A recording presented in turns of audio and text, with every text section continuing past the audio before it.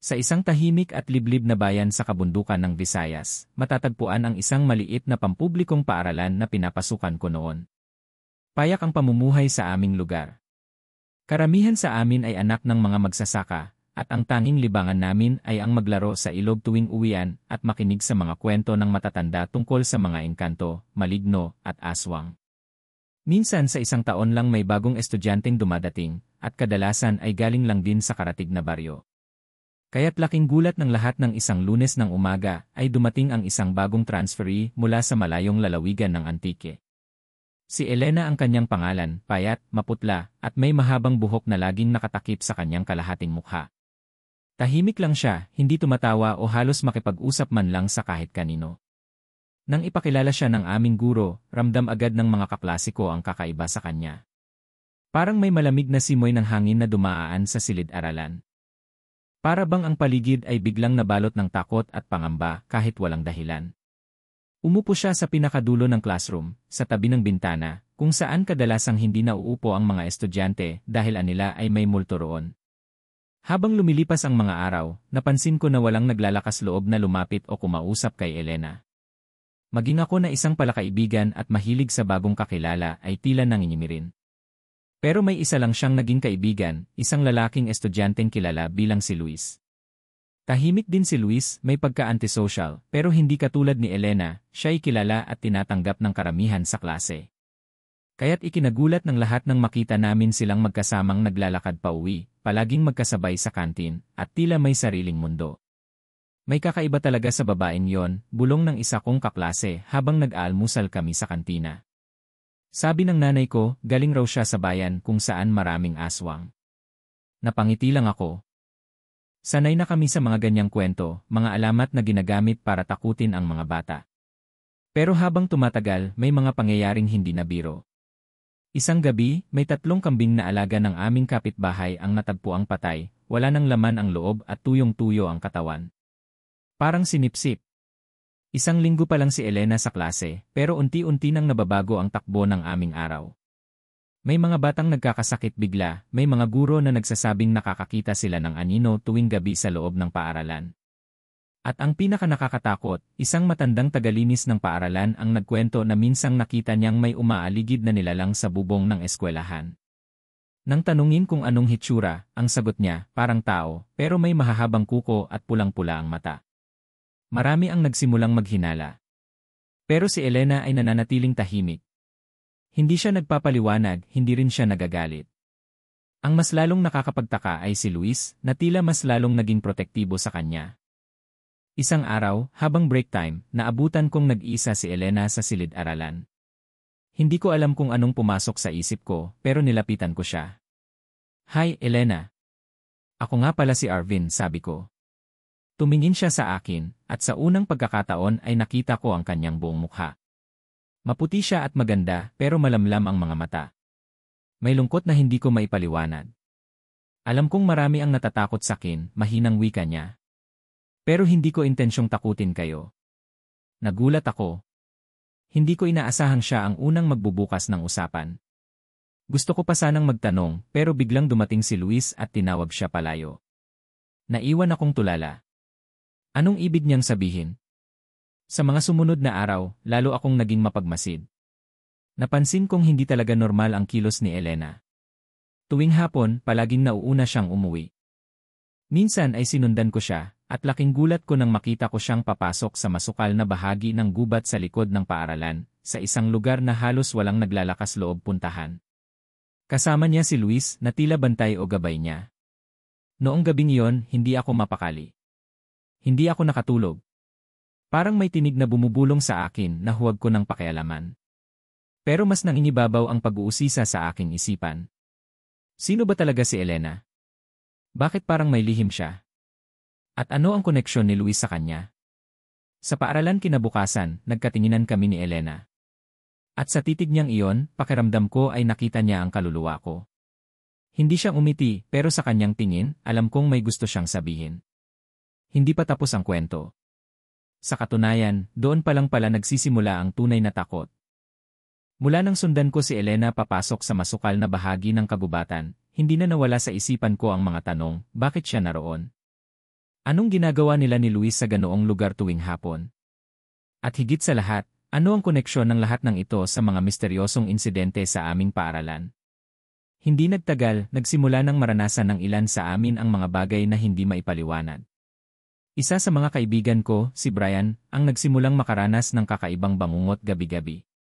Ayon sa kanya, paulit-ulit ang panaginip, may nilalang daw na nakadungaw sa bintana nila, may mapupulang mata at mahahabang kuko, nakangisi na parang hayop na hayok sa laman. Hindi ko alam kung bangungot lang o totoo, sabi ni Brian, pero may mga gasgas sa bintana namin at hindi pusa ang may gawa noon. Kasunod noon, isa sa mga babaeng guro ang nagsimulang mag-absent. Si Ma'am Richelle, isang guro sa English, ay kilala bilang matapang at walang sinasanto. Pero bigla na lang siyang nawala sa klase. Ayon sa iba, huling nakita raw siya malapit sa likod ng paaralan, sa parehong lugar na nakita kong pinasok ni na Elena. Isang linggo ang lumipas, at nang bumalik si Ma'am Richelle, parang iba na siya. Tahimik, laging nakatingin sa bintana, at may kakaibang galaw, parang kinokontrol. Hindi siya nagsasalita gaya ng dati, at nang minsang makasalubong ko siya sa pasilyo, hindi ko malilimutan ang tingin niya sa akin, matalim, malamig, at puno ng babala. Sa gitna ng mga kakaibang pangyayaring ito, lalo akong naging mapagmasid. Nagsimula akong magtala ng mga insidente, mga estudyanteng biglang nagkakasakit, mga nawawalang hayop, mga guro at staff na nagiging matamlay o parang nawawala sa sarili.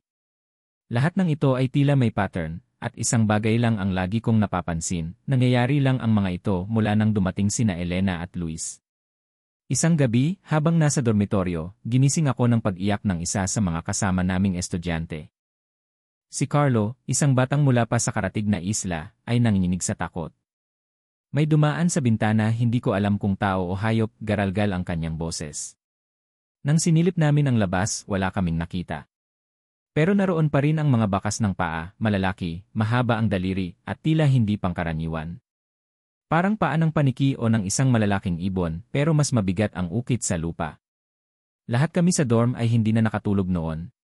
Kinabukasan, pinatawag ng prinsipal ang buong klase sa isang pagpupulong.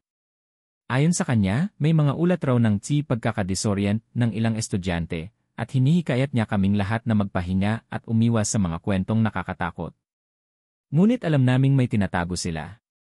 Isa sa mga janitor ang palihim na nagsabi sa amin, hindi yan basta disorient. May mga nilalang sa paligid nyo. At hindi lang basta nilalang, kundi mga aswang. Hindi ko alam kung maniniwala ako agad, pero hindi rin ako makapagsalita. Lahat ng sinabi niya ay akma sa mga nararanasan namin. At sa gitna ng lahat ng ito, si Elena ay patuloy lang sa kanyang katahimikan. Lalo siyang naging mailap at minsan, bigla na lang siyang nawawala sa klase. Kapag tinatanong, sinasabi lang ni Luis na masama ang pakiramdam niya. Ngunit may pagkakataong nasulyapan ko siya mula sa bintana ng library, palakad-lakad sa likod ng paaralan mag-isa. Doon ko muling naisip ang nakita kong ginagawa nila sa gubat, na parang may sinasambit silang salita, habang nakapalibot sa isang luma at batong altar. Hindi ko maintindihan ang wika, parang sinaunang salitang hindi ko pa naririnig kahit kailan. At nang dumaan ako roon kinabukasan, wala na ang altar. Para bang hindi talaga ito naroroon. Isang gabi, nagdesisyon akong bantayan ang paligid ng dormitoryo. Hindi ako natulog. Nagtago ako sa ilalim ng isang bintana na may tanaw sa likod bundok.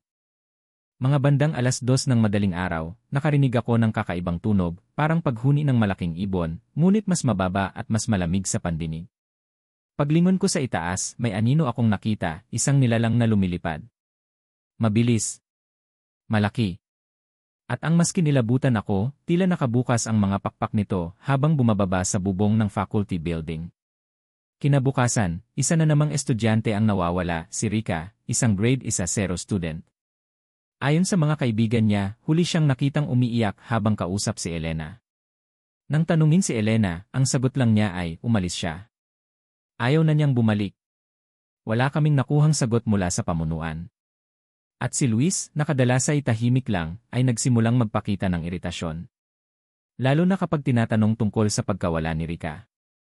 Ano bang gusto niyong malaman? Minsang pasigaw niyang sabi sa akin. Hindi lahat ng nakikita niyo ay totoo. Minsan, mas mabuting huwag niyo nang alamin. Pero sa puntong iyon, huli na ang lahat para umatras. Lalo akong nabighani sa misteryo. Lalo akong naintriga sa tunay na katauhan ni Elena at sa kung sino o ano ba talaga ang kaibigan niyang si Luis. Ang mga kaganapan sa paaralan ay nagiging mas delikado, mas madugo, at mas malapit na sa amin. Hindi na lang ito basta kababalaghan, ito na ay isang uri ng tahimik na digmaan. At sa digmaang ito, hindi ko alam kung kakampi ko ba o kalaban ang sarili kong kaklase. Habang patuloy na lumalala ang mga kakaibang kaganapan sa paaralan, hindi ko na maiwasang pagtuunan ng pansin si Luis, ang tahimik at misteryosong kaibigan ni Elena.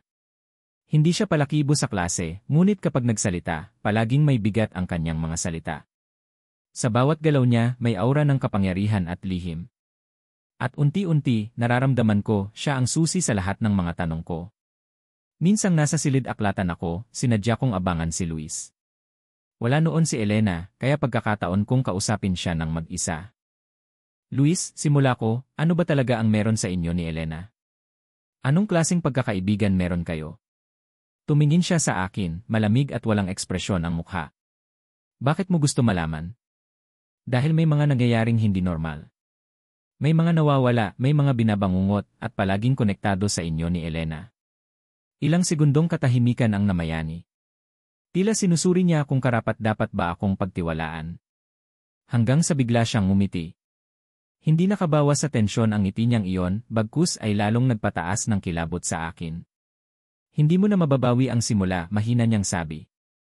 Mula nang nakita mo kami sa gubat, ikaw na rin ay bahagi na. Nanlamig ako sa narinig ko. Parang bigla akong nalugmok sa isang mundong hindi ko maintindihan. Gusto ko mang umalis noon din, pinigilan niya ako. Sige, dagdag niya, bibigyan kita ng paunang kaalaman. Pero sa oras na malaman mo ito, wala ka ng ligtas na daan pabalik. Hindi ako nakasagot. Pinili kong makinig. At doon niya ikinuwento ang isang bagay na hindi ko kailanman inaasahan, si Luis ay hindi isang ordinaryong tao. Siya ay mula sa isang lahi ng mga tagapangalaga ng sinaunang nilalang. Mga nilalang na mas matanda pa sa mga alamat, mga aswang, manananggal, tikbalang, at kung ano-ano pang nilikha ng kadiliman. Ngunit hindi siya isa sa kanila. Siya ang itinalaga upang tiyaking mananatili ang balanse sa pagitan ng tao at ng mga nilalang na ito. Bakit kayo nandito sa paaralan? Tanong ko, na halos hindi makapaniwala sa naririnig. Narito kami, sagot niya, dahil may isang bagay na nawawala, isang bagay na matagal nang itinatago ng mga tao. At ang pagkawala nito ay nagbubukas ng pinto para sa mga nilalang na tulad nila Elena. Nabigla ako. Si Elena isa siyang aswang. Tumango si Luis. Pero hindi siya tulad ng iniisip mo. Siya ay isinumpang maging isa, ngunit hindi niya ginusto ang kanyang kalagayan. Ako ang tagabantay niya. Ako ang pumipigil sa kanyang ganap na pagiging halimaw. Hindi ko alam kung paano tatanggapin ang revelasyong iyon. Kaibigan ko si Elena. Kahit may misteryo siya, naging mabait siya sa akin. Pero ngayon, nalaman kong isa pala siyang nilalang na tinuturing na panganib sa tao. At si Luis, na akala ko ay tahimik lamang na kaklase, ay isa palang tagapagbantay ng mga makalumang nilalang. May darating, dagdag ni Luis. Ang mga nawawala sa paaralan, hindi lahat sila nawawala. May ilan sa kanila, inalay na bilang kabayaran. Kabayaran saan? Nanginginig kong tanong. Sa kasunduang matagal ng nilabag, sagot niya. May mga tao rito na nagnanais muling buhayin ang lumang kaayusan kung saan ang mga aswang ay malaya. Isa si Elena sa mga susi. Lalong dumilim ang paligid ng isip ko. Habang ang mga karaniwang estudyante ay abala sa takdang aralin at pagsusulit, narito ako't nalulubog sa isang mundo ng sinaunang sumpa at kasunduan. Paano ko kayo matutulungan? Tanong ko, kahit hindi ko pa rin lubusang maintindihan ang kabuuan ng kwento. Panatilihin mo lang ang panonood, tugon niya. Hindi mo kailangang lumaban hindi pa sa ngayon. Pero kapag dumating ang oras, ikaw ang magiging saksi. Ikaw ang magpapasya kung alin ang mas mahalaga, ang kaligtasan ng ilan o ang pag-iral ng kabuuan. Pagkatapos naming mag-usap, iniwan akong tulala si Luis. Parang biglang nabuksan ang isang pintuan sa mundo ng mga anino. Hindi na ito katang-isip. Ang mga halimaw sa kwento, narito na. At kasama sila sa pang-araw-araw kong buhay sa eskwelahan. Simula noon, naging mas mapagmasid ako. Inobserbahan ko ang galaw ni Elena, ang mga biglaang pagkawala niya sa klase, ang mga gabing parang may gumagalaw sa labas ng dormitoryo. Minsan, habang nakadungaw ako mula sa ikalawang palapag ng library, nakita kong nakatayo si Elena sa gitna ng bakanteng lot.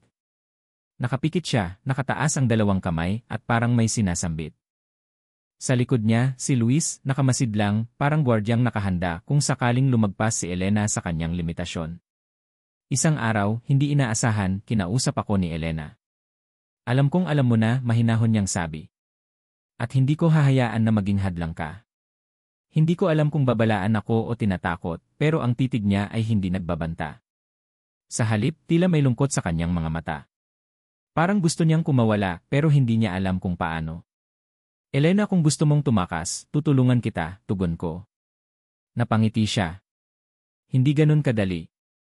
Ang sumpa ko ay nakaukit sa dugo. Hindi mo mababago yan ng awa. Ngunit kahit ganoon, alam kong may bahagi ng pagkatao niya na nananatiling tao. At iyon ang sinimulan kong hanapin, ang sangkap ng kanyang pagkatao na makakapigil sa kanya mula sa tuluyang pagkagat sa dilim. Ngunit habang lumalalim ang mga gabi at mas dumadalas ang pagkawala ng mga estudyante, unti-unti ko ring nararamdaman, hindi na sapat ang kaalaman. Kailangan kong kumilos dahil ang mga nilalang ng kadiliman ay gumagalaw na. Simula nang umamin si Luis tungkol sa tunay nilang katauhan ni Elena, hindi na ako matahimik. Lahat ng kwentong alamat na naririnig ko noon sa matatanda, tungkol sa mga aswang, tikbalang, manananggal, at iba pa, unti-unti nang nagkakabuhay sa paligid ko. Parang ang dating kathang-isip ay isa na ngayong realidad na pilit kong inuunawa at binabantayan. Nagsimula akong magsaliksik. Sa tulong ng lumang silid-aklatan ng paaralan, natagpuan ko ang mga libro ng alamat at lumang kasulatan ng mga sinaunang estudyante. May isang aklat, mukhang luma at alikabok na alikabok, ang agad na kumuha ng atensyon ko. Ang pamagat, mga nilalang sa lilim, ang itinatagong kasaysayan ng bayan ng San Narciso. Sa bawat pahina ay may detalyadong paglalarawan ng iba't ibang nilalang, may mga guhit ng anyo nila, at may kasamang mga kwento ng mga taong sinasabing nakaenkwentro sa kanila. Ngunit ang mas nakakagulat ay ang ilang pangalang nabasa ko roon, mga apelyido ng mga estudyanteng narito pa rin hanggang ngayon. Isa na doon ang apelyido ni Elena. Ayon sa aklat, may isang angkan sa San Narciso na isinumpa noong panahon ng mga Kastila. Pinaghinalaang may kaugnayan sa madidilim na sining, isinumpa silang magkakajenerasyon na magiging tagapagmana ng kadiliman kung hindi nila pipiliing talikuran ito. Ang problema, ang pagtalikod sa sumpa ay nangangailangan ng sakripisyo ng isang inosente. Habang binabasa ko ito, bigla akong napaisip, ako ba ang isusunod? Isang gabi, nagkaroon ng blackout sa buong dormitoryo. Kakaibang lamig ang bumalot sa paligid. Habang ang iba kong kaklase ay natutulog na, ako na may gising pa rin, binabantayan ang labas mula sa aking bintana. At doon ko nakita, isang aninong lumilipad, hugis babae, may pakpak na parang paniki. Bumaba ito sa may bubong ng lumang silid ng science building. Hindi ako makagalaw. Pero alam kong kailangang kumilos ako. Isinuot ko ang hoodie ko, bitbit ang flashlight, at dahan-dahang lumabas. Wala akong armas, kundi tapang at kaunting tiwala sa natutunan ko kay Luis. Pagdating ko sa science building, tahimik ang paligid. Hangin lang ang maririnig. Ngunit sa loob ng gusali, may naririnig akong mahihinang yabag. Pinilit kong sundan ang tunog hanggang sa umabot ako sa laboratorio. At doon ko siya nakita, si Elena, nakaluhod, may hawak na lumang aklat, at tila nagdarasal sa wikang hindi ko maintindihan. Hindi ko alam kung ano ang gagawin ko. Hindi ko alam kung tatawagin ko siya o lalayo ako. Pero bago pa ako makapagsalita, bigla siyang napalingon. Namumula ang kanyang mga mata, at may dugo sa gilid ng labi niya. Elena, nanginginig kong tawag. Napakurap siya, parang natauhan. Agad niyang itinapon ang aklat at tumakbo palapit sa akin. Hindi ka dapat nandito, bulalas niya. Baka hindi na kita mapigilan. Anong ginagawa mo rito? Anong klaseng ritual ang? Hindi mo naiintindihan, giit niya. Nagiging mas malakas ang sumpa. At hindi na ako pinapayagan ng katawan kong labanan ito. Luis, sabi ko, asan si Luis? Kailangan natin siya. Hindi siya laging nandito, sagot niya. Ang mga tagabantay, may limitasyon din kapag dumidilim ang buwan, mahina sila at mas malakas kami. Habang nagsasalita siya, biglang nag-iba ang anyo ng kanyang mukha. Naging matulis ang mga ngipin, lumalim ang mga mata, at humaba ang mga kuko. Hindi ko alam kung matatakot ako o maaawa. Pero kahit ganoon ang anyo niya, naroon pa rin ang lungkot sa kanyang mga mata. Umalis ka na, pakiusap niya. Bago pa mahuli ang lahat. Bumalik ako sa dormitoryo na nanginginig, hindi dahil sa lamig kundi sa halo-halong emosyon. Hindi na ito basta kwento lang. Ang alamat ng mga nilalang ay totoo. Ang mga ritual, ang mga sumpa, ang mga sakripisyo, lahat ito ay bahagi na ng kasaysayan ng bayan namin at ngayon, parte na rin ako. Kinabukasan, kinausap ko si Luis. Isinalaysay ko ang nakita ko, pati ang pagbabago kay Elena. Ganun na nga ang kinatatakutan ko, sabi niya. Hindi na siya malayo sa ganap na pagbabagong anyo. Paano natin siya matutulungan? Hindi natin, mariing sagot niya. Ikaw. Ikaw ang kailangan. Naguluhan ako. Ako? Bakit ako? Tumingin siya sa akin, seryoso. Dahil sa huling pagkakataon, ang pagpili ay kailangang manggaling sa taong pinili ng tadhana. At ikaw yon. Hindi ko pa rin lubusang maintindihan ang ibig niyang sabihin. Pero isang bagay ang malinaw, ang mga alamat ng ating bayan, ang mga kwentong minsan nating tinawanan, ay hindi biro. At ngayon, ako na mismo ang nasa gitna nito. Mula noon, nag-iba na ang tingin ko sa mundo. Bawat anino sa sulok ng silid, bawat hangin sa gabi, bawat pagdilim ng buwan, lahat ito ay pahiwatig. Hindi na ako ordinaryong estudyante. Isa na akong saksi sa mundong nakakubli sa likod ng ating realidad. At sa mga susunod na araw, kailangan kong maghanda. Dahil ang pinakamatinding bahagi ng alamat ay nagsisimula pa lamang. Lumipas ang ilang araw matapos ang nakakakilabot kong pagkikita kay Elena sa lumang science building. Simula noon, tila ba may bumabalot na malamig at misteryosong enerhiya sa buong campus. Ang mga ilaw sa daan ay madalas kumikislap, may mga alingaw sa gabi na walang pinagmumulan, at madalas ay pakiramdam kong may mga matang nakatingin sa akin, kahit mag-isa lang ako. Lalong naging tahimik si Elena. Hindi na siya pumapasok sa klase, at ayon sa mga roommate niya, madalas daw itong umuwi ng madaling araw. Si Luis naman, naglaho na parang bula. Hindi na ako makontak at hindi ko na rin siya makita sa paligid ng paaralan. Pakiramdam ko ay unti-unti na akong iniiwan ng mga taong makakatulong sa akin sa gitna ng misteryong ito. Isang araw, may natanggap akong sulat na nakasingit sa loob ng aking notebook. Walang pangalan, ngunit pamilyar ang sulat kamay. Ito'y mula kay Elena. Sinasabi roon na kailangan ko raw pumunta sa gilid ng kakahuyan sa likod ng campus, eksaktong 11:00 ng gabi. Doon mo malalaman ang totoo, ang nakasulat sa dulo. Habang papalapit ang takdang oras, nagdadalawang isip ako kung pupunta ba ako o hindi. Ngunit nanaig ang aking kuryosidad at malasakit para kay Elena. Alam kong delikado, pero kung ito ang tanging paraan para maintindihan ang kabuuan ng sumpa, at kung paano siya maililigtas, hindi ako maaaring umatras. Madilim at tahimik ang paligid ng kakahuyan. Tanging ang ingay ng mga kuliglig at huni ng mga ibon sa gabi ang naririnig. Habang papasok ako sa loob, napansin kong may mga palatandaan sa puno, mga ukit, simbolo, at iba't ibang hugis na tila ritual ng sinaunang panahon. Maya-maya, may nakita akong apoy mula sa layo. Doon ako dumiretso. Sa gitna ng kakahuyan, sa isang maliit na clearing, naroon si Elena. Nakasuot siya ng puting damit na parang pang-ritual. Sa kanyang paligid ay may bilog na may asin, tapos ay may mga halamang hindi ko kilala, may ilang kandila, at mga lumang kagamitan.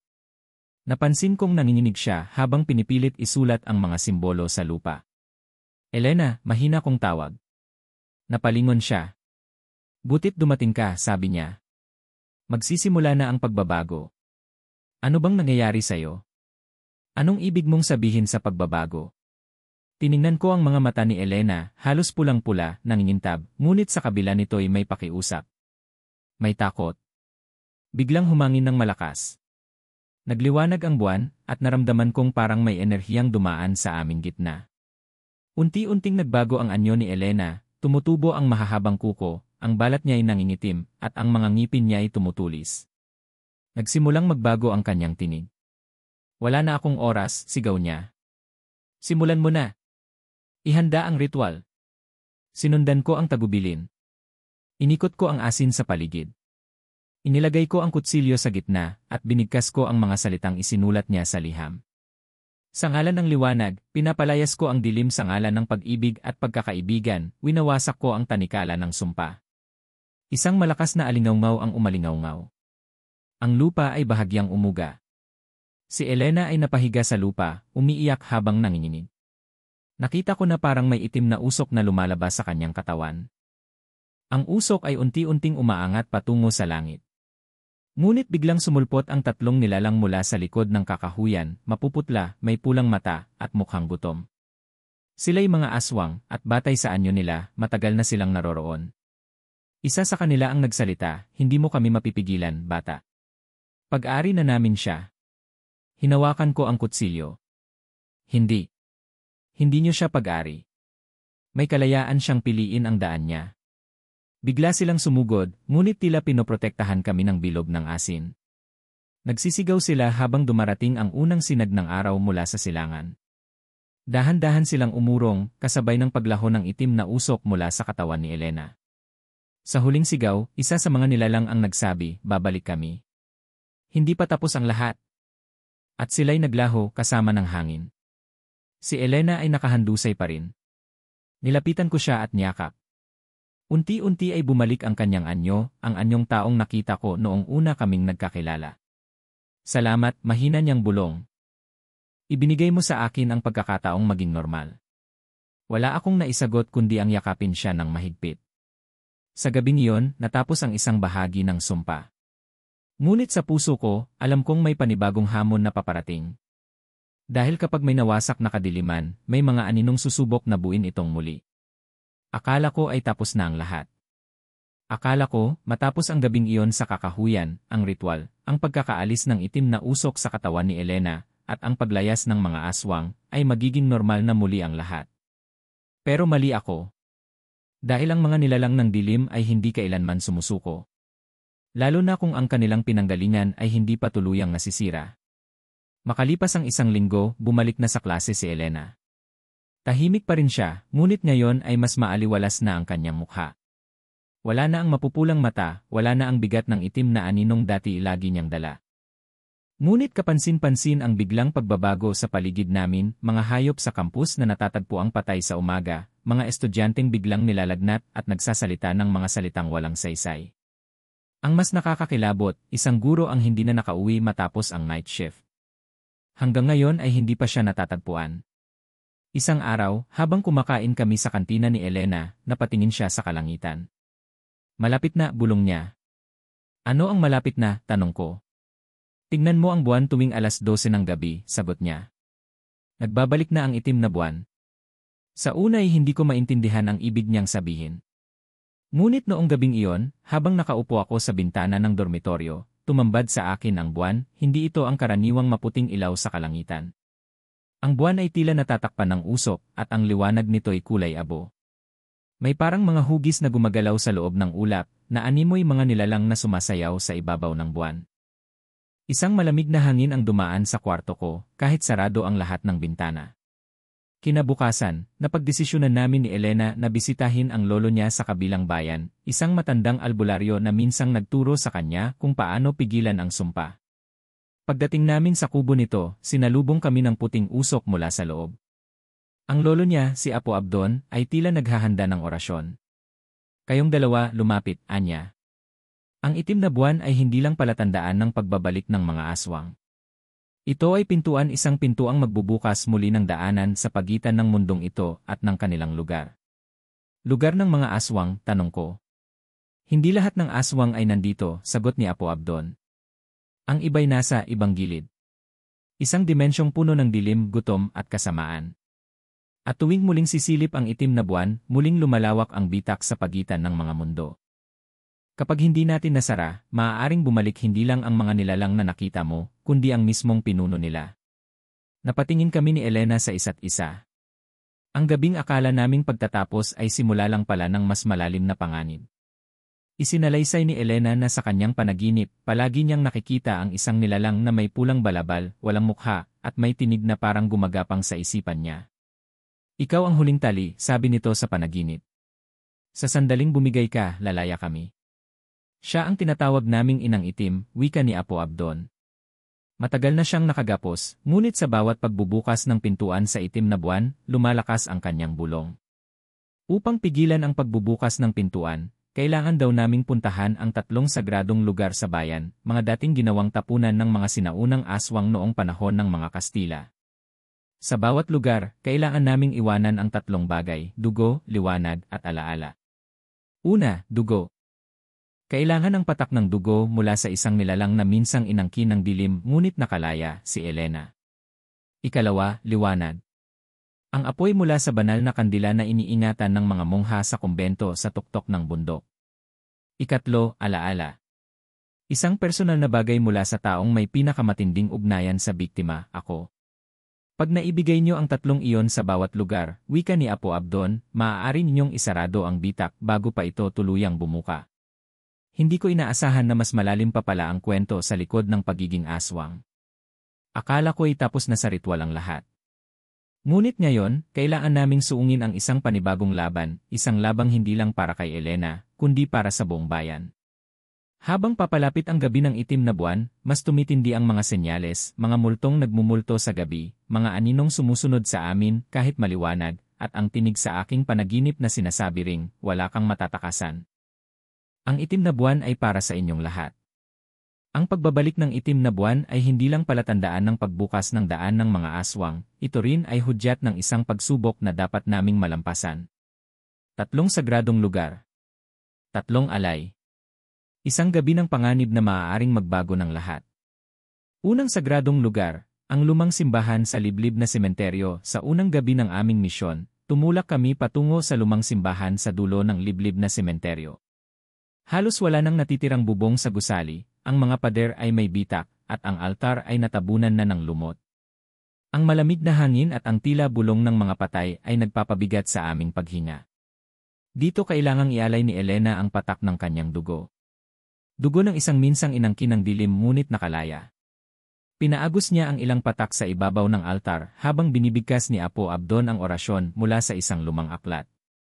Nang matapos, bigla kaming nakarinig ng sigaw mula sa kadiliman, tila boses ng mga nilalang na hindi matahimik. Isang anino ang gumapang mula sa gilid ng simbahan. Mababa, mabilis, at may mahahabang kuko. Tinangkan itong sunggaban si Elena, pero sinagupa ito ng isang biglaang liwanag mula sa kanyang palad. Ang dating kadiliman sa paligid ng simbahan ay unti-unting nawala. Natapos namin ang unang alay. Ikalawang lugar, ang kumbento ng liwanag sa tuktok ng bundok. Kinabukasan, mag-aalas 2 ng hapon, nagsimula na kaming maglakad paakyat sa bundok. Ayon kay Apo Abdon, ang banal na kandila na iniingatan ng mga madre sa tuktok ay isang sinaunang ilawan mula pa noong panahon ng Kastila. Sinabing ito raw ay may apoy na hindi kayang patayin ng kahit anong itim na mahika. Pagdating namin sa kumbento, sinalubong kami ng mga madre na tila may kaalaman na sa aming misyon. Tahimik ngunit sagrado ang lugar. Ang loob ng kapilya ay punang liwanag, hindi mula sa kuryente, kundi sa mga kandilang wala namang sinusunog na mitsa. Isa sa mga madre ang lumapit sa amin at inabot kay Elena ang kandilang tinutukoy. Agad niya itong isinindi at dinala sa gitna ng altar sa paanan ng isang lumang krus. Mula roon, binigkas niya ang ikalawang orasyon habang hawak ang kandila. Pagkatapos ng seremonya, isang matinding pag-uga ng lupa ang sumunod. Mula sa mga anino sa gilid ng simbahan, ay may mga matang naglilitawan, pula, gutom, at puno ng galit. Ngunit nang itaas ni Elena ang kandila, nagliyab ang buong paligid sa liwanag at natunaw ang mga anino. Ang ikalawang sagradong lugar ay napanatag. Ikatlong lugar, ang luma kong paaralan. Hindi ko inaasahan na ang ikatlong lugar ay ang mismong paaralang pinanggalingan namin, ang lugar kung saan nagsimula ang lahat. Ayon kay Apo Abdon, dito dapat ialay ang isang alaala mula sa taong may pinakamatibay na koneksyon sa biktima. Walang ibang maaaring gumawa nito kundi ako. Pagbalik namin sa paaralan, dumiretso kami sa lumang silid-aralan kung saan unang nakilala si Elena. Kinuha ko mula sa aking bag ang isang lumang papel, isang drawing na ginawa ni Elena noon. Magkaharap kami sa mesa at nakasulat sa likod, "Salamat, kaibigan." Inilagay ko ito sa gitna ng mesa at binigkas ang pangatlong orasyon. Ngunit kakaiba ang nangyari, hindi gaya ng una't ikalawang lugar, may mas malalim na enerhiyang bumalot sa paligid. Sa isang iglap, nagdilim ang buong silid, at tila kami ay nasa ibang mundo. Mula sa dilim ay lumitaw ang hugis ng isang babae, matangkad, walang mukha, at may mahahabang buhok na parang itim na usok. Siya ang inang itim. Maliit na pag-asa, isang batang lalaki at isang basag na kaluluwa, bulong niya. Akala ninyo ba'y kaya ninyong isara ang pintuan? Ako mismo ang susi. Sumugod siya kay Elena at ako'y agad na humarang. Naramdaman ko ang bigat ng kanyang enerhiya, parang ginugupo ako ng libo-libong boses na umiiyak. Ngunit bago siya makalapit, muling lumitaw ang kandila, ang papel, at ang patak ng dugo sa harap namin, pinagsama-sama sa isang aninag ng liwanag. Sa huling sandali, biglang umalinggaw ang orasyon ni Apo Abdon mula sa labas ng silid. Isinasara ang daan. Sa ngalan ng liwanag at alaala, isinasara namin ang pintuan. Nagliyab ang buong paligid. Ang sigaw ng inang itim ay tila nasakal, at ang kanyang anyo ay unti-unting natunaw. Sa isang malakas na putok ng liwanag, na parang pagsabog ng araw, nawala ang lahat. Pagbukas namin ng mga mata, kami ay nasa loob na ulit ng silid-aralan. Umaga na. Wala na ang dilim at ang langit ay muling bughaw. Matapos ang aming matinding pakikipagsapalaran sa 3 sagradong lugar, inakala kong magwawakas na ang lahat. Ngunit may natira pang lihim na kailangang tuklasin, ang tunay na dahilan kung bakit si Elena ay naging aswang, at ang dahilan kung bakit kami nagkaibigan. Isang gabi, habang naglalakad kami pauwi mula sa paaralan, umiling ang buwan sa itaas, at biglang lumitaw si Elena sa tabi ko, ngunit iba ang kanyang anyo, ang dati niyang mga matang mapupula ay naging malinaw, at ang kanyang mukha ay tila nawawala sa dilim. May sasabihin ako, wika niya, halos bulong. Isinalaysay niya ang kwento ng kanyang pamilya, isang lahi ng mga aswang na nagtataglay ng kakayahang lumipat-lipat ng anyo at manirahan sa gitna ng mga tao. Ngunit hindi siya katulad ng iba. Sa halip na pumasok sa madilim na daan, pinili niyang labanan ang kanyang kapalaran. Ginamit ko ang aking lakas upang protektahan ang mga tao, hindi upang takutin sila, dagdag niya. Ngunit may isang tao sa aming paligid na hindi niya mapigilan, ang isang malupit na kaaway na matagal nang nagbabantay sa kanyang pagkukubli, handang ibalik siya sa mundo ng dilim. Dito ko napagtanto ang kahalagahan ng aming pagkakaibigan. Hindi lamang kami basta magkaibigan. Kami ang huling pag-asa upang ipagtanggol ang bayan laban sa mga nilalang na nais maghasik ng takot. Sa huli, ang tunay na laban ay hindi sa pagitan ng tao at aswang, kundi sa pagitan ng liwanag at dilim sa puso ng bawat isa.